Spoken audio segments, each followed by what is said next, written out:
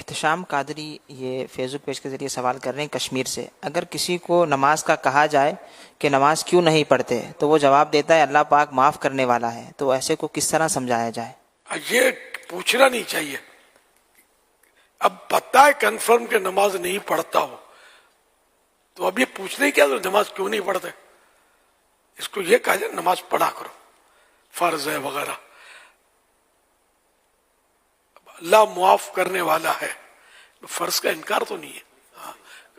معاف کرنے والا اس کا مطلب ہے تو گناہ یہ تسلیم کر رہا ہے. اللہ پاک ظاہر وہ بے شک معاف کرنے والا ہے، غفور الرحیم ہے، لیکن یہ کہ اللہ پاک قہار بھی ہے، قہر فرمانے والا بھی ہے. وہ ناراض ہوا تو اس کی پکڑ سے کوئی چھڑا بھی نہیں سکتا. اور نماز ترک کرنا اس میں تو کئی وعیدیں موجود ہیں، گناہ ان اس کو عذاب کی. تو اس لیے ایسی غفلت بھی کیا.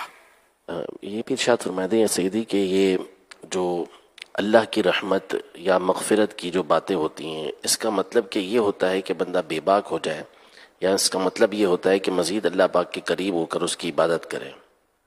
ظاہر ہے کہ مطلب یہ کہ اللہ پاک اتنا مہربان ہے اور میں بھاگتا ہوں، مزید وہ اس میں کوشش کرے. دنیا کی مثال لے لو کہ جو ہم پر احسان کرتا ہے، محبت کا اظہار کرتا ہے، مسکرا کر ملتا ہے، تحفے تحائف دیتا ہے، تو اس کی باتوں کو ہم عملی جامہ پہناتے ہیں یا ان کی باتوں سے دور بھاگتے ہیں.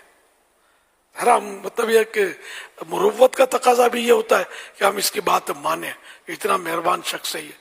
تو اللہ پاک اتنا مہربان ہے کہ اتنی نافرمانیوں کے بعد بھی ہمارا رزق روکتا نہیں ہے اور کیسی کیسی نعمتیں عطا فرماتا ہے. تو اس کو تو اس کی عبادت تو زیادہ ہونی چاہیے نا.